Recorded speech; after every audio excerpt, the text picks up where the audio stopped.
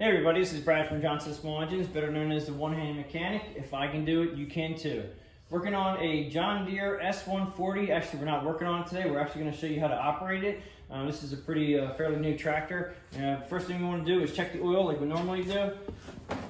Lift the hood up. This one has a 22 horsepower engine, V-twin, and the dipstick is right here. Okay, and when you take the dipstick out, you're just going to turn it halfway. It's going to pull out, and then you have two dots there that shows you exactly where the marks are.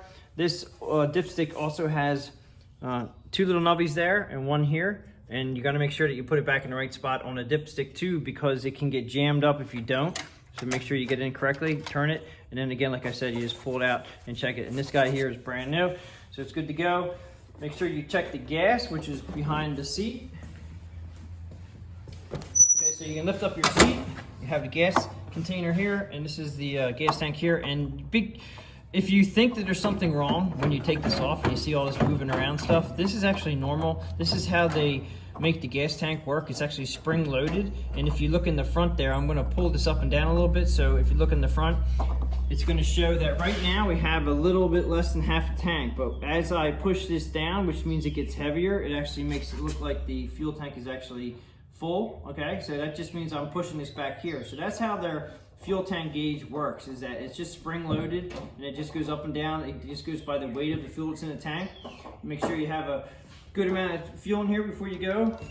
I'm going to show you all the handles now that we have. The first one over here is actually the mower deck handle, up and down. You just have to lift it over a little bit and up and down on the handle. There's different positions that you can put this in. That's pretty much for that. We have a brake, and I call it the clutch, but it's also just the brake that disengages the clutch when you push it in and also puts the brake on. You have your parking brake lever here. Throttle here is all the way up to the choke is here. You got turtle, and then slow, which is down here. We have a reverse lockout right here where you push the button in, which will allow you to cut in reverse.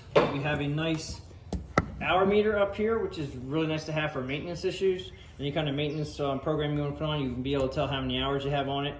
We have the Pto Switch, which is your power takeoff switch for your mower deck right here, and that actually will engage and disengage your mower deck. And then we have the key switch here, which has a couple different positions. We have light on, which this one does. It actually will light up the lights when you turn the lights on the on position, the key in the on position. So you have to make sure you do not leave the key in the on position. And then you have the on position for when you're after the crank, which means that when you crank it up and then turn the key back one notch, it'll be just in the on position when the tractor is running. And then your last one over here is crank. And then we have two pedals on the right hand side. One is the forward button, which is here, and then the reverse button here. And while we're on the subject of the foot pedals, let's go around the back and I'll show you that if you ever need to push your tractor, this rod here, you have to make sure you pull this rod out. If you look at the diagrams here, it's pretty self-explanatory. They're showing somebody push the tractor here when this arrow means that this lever is out. And then when you're riding the tractor, you want to have this lever in. You do not want to push the tractor with this lever in the in position, because it's not good for the hydrostatic driven transmission. So make sure that you pull it out to push the tractor, and make sure you push it in before you get back on, because a lot of people will call me up and say, Brad, you delivered my tractor and it doesn't want to go. Well, because my driver had left it out, and then you just have to push it in and the pedals will work. So if you leave it out by accident, you will not make this machine work with the foot pedals until you push this in. All right, so we're gonna start this tractor up, and I'm gonna show you how to run it, and then we're gonna take it outside and show you how to operate the reverse. So we climb on it here. I'd like to put the emergency brake on.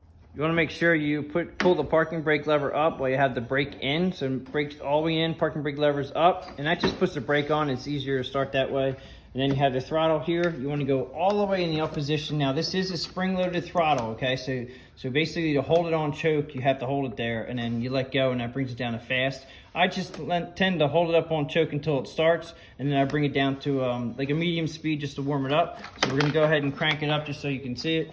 So up on choke, bring it down to idle. That's pretty much it. If you do want to get off the tractor and do something while the engine's running, as long as that emergency brake here is in the on position, then you can get off the tractor and it'll run. And if you have the parking brake in the off position and you get off the tractor, like I'm going to do right now, shut down.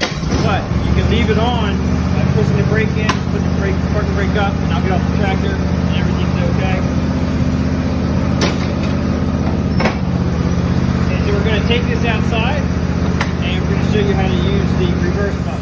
Okay, so we're out here in the driveway. We're going to put the mower deck on by pulling up the Pto switch, and then I'm going to show you how to cut and reverse. Just have that so you guys can hear me. You can go forward, and then when you go in reverse, you have to make sure you push this button in and then hit your reverse pedal. And once you do that, you can let go of this, and then you can cut and reverse. But if you do let go of the pedal, and then you try to do it again, it'll shut down. Okay, so every time you go in reverse, when you hit that pedal, you push this button in, hit the pedal, and then let go. And you can cut and reverse all day like this. As soon as you let up on that pedal, and you want to go in reverse again, it's going to shut down. So you always got to remember to put that in and hit the pedal. Going forward, you don't have any problems at all, but it's just for reverse. Pretty much everybody's got that lockout. It's a safety switch a lot of the tractors have. And that's pretty much it. If you have any questions, feel free to leave them below in the comments. Appreciate everybody watching my videos. Please give it a thumbs up if you liked it. Thanks for watching, and please subscribe.